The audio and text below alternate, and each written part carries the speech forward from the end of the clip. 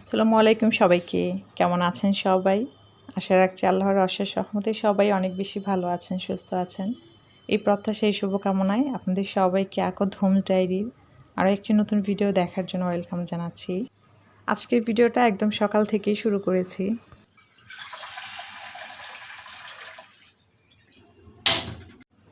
আমার বাসায় আজকে সবাই এখনও ঘুমে, তো আমি এখানে আমার জন্য একটু কুসুম গরম পানি রেডি করে নিচ্ছি। বাসার সবাই যখন ঘুমে থাকে বা চারপাশ যখন নিশ্চুপ থাকে তখন দেখবেন কাজ করার একটা অন্যরকম মজা পাওয়া যায়।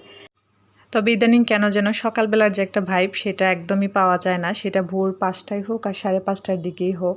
একদম মনে হয় যেন সকাল ৫টা থেকেই রৌদ্রোজ্জ্বল একটা ওয়েদার এরকমটাই মনে হয়। তো আমি নিজের মতন বেশ কিছুটা সময় কাটিয়ে দেন সংসারের কাজগুলো শুরু করব। আমাকে পার্সোনালি অনেকে বলেন যে সকালবেলা এত বেশি ব্যস্ততা থাকে, কি করে আসলে সকালে নিজেকে সময় দিব। আমার কাছে যেটা সবসময় মনে হয় যে আগের দিন রাতে সুন্দর একটা রুটিনেই আসলে পরের দিন সকালটাকে সুন্দর করে, বা পরের দিনটা আসলে অনেকটাই ডিপেন্ড করে আমাদের আগের দিনের কাজকর্মের উপর। যেমন এই যে দেখলেন সকালবেলা এক বোল থালা বাটি হাঁড়ি পাতিল সব কিছু আমি রাতের বেলায় ধুয়ে রেখেছিলাম। এইগুলো যদি আমাকে সকাল সকাল ধুতে হতো তাহলে কিন্তু আমার মাথায় ওইটাই একটা প্যারা হয়ে থাকতো যে আমি ওই কাজগুলো কখন করব। কারণ এই এক দফা ক্লিনিং না করে তো আমি কিচেনে কোনো কাজই করতে পারবো না। তো আসলে সবসময় রাতের একটা সুন্দর রুটিন পরদিন সকালবেলাটাকে অনেক বেশি ইজি করে দেয়। আর একজন গৃহিণী হিসেবে নিজেকে সকালবেলা সময় দেওয়ার জন্য মাস্ট ডু ওয়ার্ক যে টাইম থেকে আমাদের দিনের মূল কাজটা শুরু হয় তার ঠিক আধ ঘন্টা আগে উঠলেও কিন্তু নিজেকে সময় দেওয়া যায়। একটা বিষয় কি অদ্ভুত না, যে আমরা শত চেষ্টা করলেও কিন্তু সংসারের কাজে যদি একবার লেগে যাই তখন কিন্তু আর ওইখান থেকে নিজেকে যে আলাদা করে সময় দেওয়ার জন্য সময় বের করা সেটা কোনো মতেই হয়ে ওঠে না। তো এই জন্য আমার কাছে সবসময় সকালটাকে খুব অন্যরকম মনে হয়। তো যাই হোক, এতগুলো কথা বলার একটাই রিজন, একে তো আমার অনেক নতুন গৃহিণী আপুরা আছেন যারা আমাদের কাজ বা বিভিন্ন কথায় অনেক সময় ইন্সপায়ার হয়ে থাকেন। তাছাড়া মাঝে মধ্যে কিছু কথা বলা হয় নিজের জন্য, যে আমি আপনাদের সাথে শেয়ার করেছি, আপনাদেরকে বলেছি এটা ভেবে যেন আমি আমার ভালো হ্যাবিটগুলো নিজের মধ্যে লং টাইম ধরে রাখতে পারি। তো যাই হোক, ভিডিও রিলেটেড কথায় আসা যাক। জাহিনও উঠে গেছে, তো ভাবলাম মা ছেলে মিলে চা খেয়ে নেই। তো এখানে আমি আমার জন্য চিনি ছাড়া চা নিচ্ছি, আর ওকে একটু চিনি মিক্স করে দিব। এটা লিকুইড দুধের চা, যার কারণে কালারটা এমন দেখাচ্ছে। আমার ফাউজি বুড়ি এখনও ঘুমে, আর অফ ক্যামেরায় আপনাদের ভাইয়ার রেগুলার গ্রিন টি সেটা দিয়ে দিয়েছি। আজকে আমার বাসায় গেস্ট আসবেন, যার কারণে আমি গতকাল রাতেই বাজার করেছিলাম। গতকাল রাতে বাজার করার পর আর বাজার গোছানো বা কোনো রকম প্রিপারেশান নেওয়া হয়নি। ওই দিনেই আসলে রুগী দেখতে গিয়েছিলাম, তো ওইখান থেকে বাসায় ফিরতে ফিরতে প্রায় 9টা 9:30টার মতন বেজে গিয়েছে, যার কারণে আমি কোনো রকম প্রস্তুতিও নিতে পারিনি। আর বাজার টাজার ওভাবে পড়ে আছে। তবে কোনো রকম প্রস্তুতি না থাকলেও আসলে বাসায় যদি হঠাৎ গেস্ট আসে, আমার নিজের 2টা অভ্যাস আসলে আমাকে ভীষণভাবে হেল্প করে কোনো রকম অস্থিরতা ছাড়াই রান্নার কাজগুলো ম্যানেজ করার। সেটা ভিডিওর ফাঁকে অবশ্যই আপনাদের সাথে শেয়ার করব। তো আমি এখানে প্রথমে ডালটাকে সিদ্ধ বসিয়ে দিচ্ছি।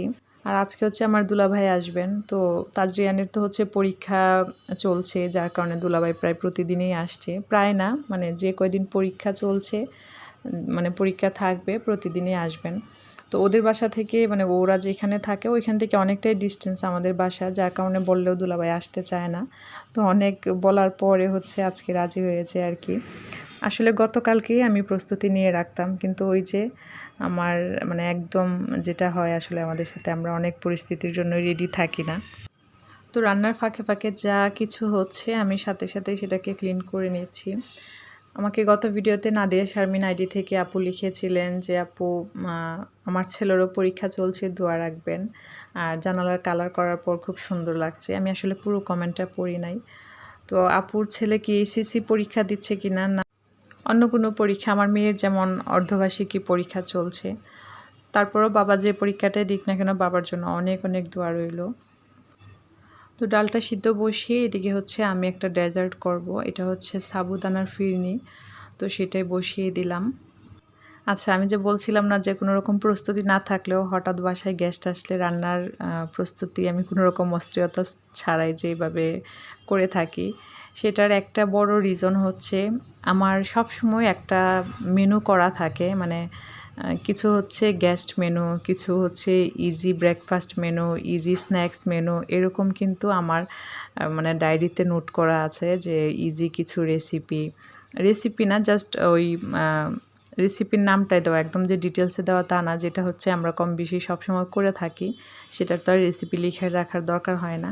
তো ওভাবে করে আমার মেনুটা থাকার কারণে যখন কেউ আসে বা আসার কথা থাকে, আমি কিন্তু হুট করে একটা মেনু রেডি করে নিতে পারি। দেন মেনুটা রেডি করার পরে যেটা করি যে কোন কাজটা আগে করব, কোনটা পরে করব। যেমন আজকে ঠিক করে নিয়েছি প্রথমে আমি হচ্ছে ডালটা বসিয়ে দিব, দেন হচ্ছে আমি এই কাজটা করব, তারপরে এই কাজটা করব। এইভাবে জাস্ট একটু 10-15 মিনিট সময় বসে জাস্ট একটু নোট করে নিয়ে দেন যখন কাজগুলো করি, কাজগুলো সত্যি খুব ইজিলি হয়ে যায়। আমার আরেকটা ছোট্ট অভ্যাস আমাকে ভীষণভাবে হেল্প করে, সেটা হচ্ছে যে আমি যখনই আদা রসুন কিনি সেটা কিন্তু ছুলে ডিপে রেখে দেই। মানে অনেক সময় হয়তো ব্লেন্ড করার সময় হয়ে ওঠে না, আর আদাটা দেখবেন যে এমনি এমনি যদি থাকে সেটা কিন্তু একদম শুকিয়ে যায়, যার কারণে আমি আনার পরেই মানে সুযোগ পেলেই চেষ্টা করি যে আদা রসুনটা ছুলে রেখে দেওয়ার। তো আসলে আমার এই ছোট্ট দুটো অভ্যাস আমাকে ভীষণভাবে হেল্প করে, আপনারা কতটুকুন বিশ্বাস করবেন জানি না। তো আমি সবসময় বলি যে আমাকে যে কাজটা হেল্প করে বা যে কথাটা হেল্প করে, চেষ্টা করি আপনাদের সাথে যতটুকুন শেয়ার করা সম্ভব শেয়ার করার। তো আলহামদুলিল্লাহ আপনারাও আমার এই ছোট ছোট কাজগুলো অনেক বেশি অ্যাপ্রিসিয়েট করেন। সবসময় হয়তো বা সবার কমেন্টস ওভাবে পড়া হয় না, তবে আমি যখন কাজ করি তখন কিন্তু আপনাদের এই কমেন্টসগুলো আমাকে ভীষণভাবে আসলে অনুপ্রেরণা দেয়। আপনাদের সাথে কথা বলতে বলতে আপনাদের ভাইয়ার খাবারটাও রেডি করে দিয়েছিলাম, উনি অলরেডি চলে গেছে। আর চা খাওয়ার পর যা কিছু হয়েছিল ওগুলো তখন ক্লিন করতে পারি নাই, যেহেতু আপনাদের ভাইয়া চলে যাবে, তার খাবারটা আগে রেডি করেছি। আর এখন তো হচ্ছে আগে থেকে শসা গাজর ছুলে রাখি না, যার কারণে ওনার সকালবেলার নাস্তাটাতেও একটু সময় দিতে হয়। তো এদিকে হচ্ছে আমি যে সাবুদানা ফিরনিটা বসিয়েছিলাম সেটাও কিন্তু হয়ে গেছে, এটা তো আমরা কম বেশি সবাই পারি। তো এখানে হচ্ছে এখন লিকুইড মনে হচ্ছে, ঠান্ডা হওয়ার পর কিন্তু আরও অনেকটাই জমে যাবে। তো অফ ক্যামেরায় কিন্তু আমি বেগুন ভাজাটা করে নিয়েছি। বেগুন ভাজাটা চুলায় বসিয়ে দেন আমি হচ্ছে আজকের মেনু অনুসারে করলা ভাজি সেটাও কুচি করে নিয়েছি। পাশাপাশি হচ্ছে আজকের মেনুতে মাছ ভর্তা আছে, সেটাকেও কিন্তু সিদ্ধ করে নিয়েছি। আর আমার এই রান্নার ধারাবাহিকতাও কিন্তু লিখাই ছিল যে কোনটার পর আমি কোনটা বসাবো। আমি জানি আমার কাজের এই ধরনের কথাবার্তা শুনে অনেকেরই হাসি পায়, অনেকেরই রাগ লাগে, অনেকেরই পাগল মনে হয়। বিশ্বাস করবেন কি না জানি না, আমার মা বোন তাদেরকে যখন দেখি অনেক বেশি আয়োজন করার সত্ত্বেও তাদের এরকম কোনো ইয়া নাই। তারপরেও দেখি যে তাদের একটা সুন্দর প্রস্তুতি সবসময় থাকে। তবে আমাকে এটা খুব বেশি অবাক করে যে আসলে কিভাবে প্ল্যান ছাড়া বা লিখা ছাড়া এইভাবে কাজ করা সম্ভব। তখন নিজেকে মানে খুব বেশি গাধা মনে হয়। তবে আমার যেটা মনে হয় আসলে আমরা সবাই প্ল্যান করি, প্ল্যান অনুসারে চলি। কেউ হয়তো মনে মনে প্ল্যান করি আর কেউ লিখিত প্ল্যান করি, পার্থক্য এটাই।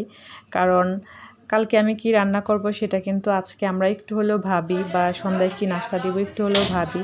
তো আমার ভাবনাটা হয়তো আমি একদম না লিখে পারি না, এই হচ্ছে মানে আমার কাছে মনে হয় যে এটাই হচ্ছে পার্থক্য। কিছুদিন আগে আমার ফ্রেন্ডের সাথেও আমি জিনিসটা শেয়ার করছিলাম যে তুমি এত কাজ করো, না লিখে কেমনে সম্ভব? তো ও আমাকে উল্টা প্রশ্ন করলো যে সব কাজ লিখে কি মানে লিখা সম্ভব নাকি? মানে আসলেই আমরা যে যেভাবে কাজ করি তার জন্য সেটা আসলে ইজি। তো যাই হোক, আমি কিন্তু অফ ক্যামেরায় করলা ভাজিটাও করে নিয়েছি। তো করলা ভাজিটা আমি দুইটা ভাগে ভাগ করে রাখলাম, যে একটা হচ্ছে ঠান্ডা হওয়ার পর রাতের জন্য রেখে দিব, কারণ যদি একই সার্ভিং ডিশ থেকে নেওয়া হয় তাহলে জিনিসটা দ্রুত নষ্ট হয়ে যাবে, আর ওই দিন অনেক বেশি গরম ছিল। তো এদিকে হচ্ছে মাংস রান্নাটাও প্রায় হয়ে এসছে। এখন নামানোর আগে আমি এখানে একটু মেথি কালো জিরা গুঁড়া আর পাঁচফোড়নের গুঁড়া দিয়ে নিলাম। আর এদিকে হচ্ছে আমি পানি বসিয়েছি পোলাও রান্না করার জন্য। সব সময়ের মতো বলবো, আমার ভিডিওতে বা আমার কাজে কোথাও কোনো ভুল ত্রুটি থেকে থাকলে প্লিজ সবাই ক্ষমা সুন্দর দৃষ্টিতে দেখবেন, সেই সাথে আমাকে কমেন্টসের মাধ্যমে জানাবেন। অনেক আপু ভাইয়ারা আমার চ্যানেলে নতুন যুক্ত হয়েছেন, সবাইকে অসংখ্য অসংখ্য ধন্যবাদ। আপনাদের সবার জন্য আমার সবসময় মন থেকে দোয়া থাকবে। আর অনেক আপুরাই আছেন হয়তোবা ভালোবেসে ভিডিওটা দেখেন, কমেন্টস করা হয় না, কারণ আমি নিজের এক্সপিরিয়েন্স থেকে বলছি। আমি মানে প্রথম দিকে এমন অনেক আপুরা ছিলেন যাদের ভিডিও ভালোবেসেই দেখতাম কিন্তু কমেন্টস করতে পারতাম না, মানে টাইপ যে মোবাইলটা টাইপ করাটা সেটা পারতাম না। তো আমি জানি এরকম অনেক আপুরা আছেন, তো এমন হলে একটা লাভ রিয়েক্ট হলেও দিয়ে রাখেন। আসলে যখন জানতে পারি যে অমুক জায়গা থেকে অমুক আপু দেখছে, তখন বিষয়টা সত্যি খুব ভালো লাগে। তো যাই হোক, পোলাওটাও আমি বসিয়ে দিয়েছি। পানিটা যখন একদম শুকিয়ে আসবে দেন আমি ঢাকনা দিয়ে ঢেকে দিব, তাহলে আমার কাছে মনে হয় যে পোলাওটা অনেক বেশি ঝরঝরে হয়। আর আমি যে জারগুলোতে কাঁচামরিচ, পেঁয়াজ, রসুন রাখি তার কিছু কিন্তু এরকম এই শেলফের পিছনে রেখে দিই। তো আদা রসুনটা আমি একদম চট করে পেস্ট করে নিতে পেরেছি, কারণ আদা কুচি, রসুন কুচি ডিপে ছোলা ছিল, পেঁয়াজটাও ছোলা ছিল, যার কারণে কিন্তু আমার রান্নার কাজটা অনেকটাই সহজ হয়ে গিয়েছে। আর এখন যদি এই এত ব্যস্ত রান্নার মধ্যে সব একদম ছুলে কুটে বেছে রান্না করা লাগতো, তাহলে কিন্তু না চাইতেও একটা অস্থিরতা কাজ করতো। তো আমি হচ্ছে বেডরুমটাকে সবার আগে একটু গুছিয়ে নিচ্ছি। পোলাওটা চুলায় বসিয়ে দেন চলে আসলাম বেডরুমটা গুছাতে। বেডরুমটা অলরেডি ঝাড়ু দিয়ে নিয়েছি। তাজরিনকেও নিয়ে আসার কথা ছিল, ওর আসলে শরীরটা ভালো না, যার কারণে বলছিলাম যে আমার এখানে একদিন থেকে দেন হচ্ছে ও যাবে না, কারণ পরদিন পরীক্ষা ছিল না, যার কারণে ভাবলাম বেডরুমটা আগে গুছিয়ে নিই। পরে অবশ্য মেয়েটা আসেনি। যাই হোক, এই যে রাগটা দেখতে পাচ্ছেন এটা আমি একদমই রিসেন্টলি নিয়েছি ওয়াইরুদ শিমুল পেজ থেকে। আচ্ছা, যখনই পেজের নাম বলি অনেক আপুরা বলেন যে আপু বুঝি নাই লিখে দেন। তো নীলুফা শিমুল আইডি থেকে যে আপু কমেন্টস করেন, আপুর চ্যানেলে গেলেই কিন্তু আপনারা হচ্ছে আপুর সাথে যোগাযোগ করার জন্য কন্ট্যাক্ট নাম্বার পেয়ে যাবেন। তো রাগটা আসলে এত বেশি সুন্দর সামনাসামনি, যেটা ভিডিওতে কতটুকুন বোঝা যাচ্ছে জানি না। আর আমার কাছে খুবই ইন্টারেস্টিং লাগে যে আপু যখন ভিডিওতে দেখায় তখন মনে হয় যে সাইজটা অনেকটা ছোট, কিন্তু হাতে পাওয়ার পর মানে সত্যি আমি অবাক হয়েছি যে সামনাসামনি একরকম আর ভিডিওতে একরকম। মানে সামনাসামনি মনে হবে এরকম যে আমি জিতে গেছি। কিছু জিনিস হয় না এমন যে এটা না নিলে মিস করে যেতাম, আমার কাছে এই রাগটা এমন মনে হয়েছে। তাই জন্য আপুর কাছে 2টা ডিজাইন ছিল, আমি হচ্ছে মানে একই কালার কম্বিনেশনের, তো আমি আরও একটা অর্ডার করি, কারণ কিছু কিছু জিনিস আসলে নিজের কালেক্টে রাখতে ভালো লাগে। পরে হয়তো পাবো, সেম কালার কম্বিনেশনে নাও পেতে পারি, এই জন্য হচ্ছে আমি আরও একটা আপুর কাছে অর্ডার করে রাখি। আর ওই জিনিসটা আমার খুব দরকারও, যদিও আমার বাসায় আসলে এরকম প্লেস নেই এটাকে সুন্দরভাবে প্রেজেন্ট করার। তো আমি কি কাজের জন্য নিয়েছি নেক্সটে অবশ্যই আপনাদের সাথে শেয়ার করব। তো পোলাও রান্নার পাশাপাশি আমি ঘর গোছানোর কাজগুলো করে নিয়েছিলাম, এর মধ্যে আমি গোসলও করে নিয়েছি। তো এখন যে জিনিসগুলোতে খাবার সার্ভ করব সেগুলো হচ্ছে টেবিলে রেডি করে নিচ্ছি।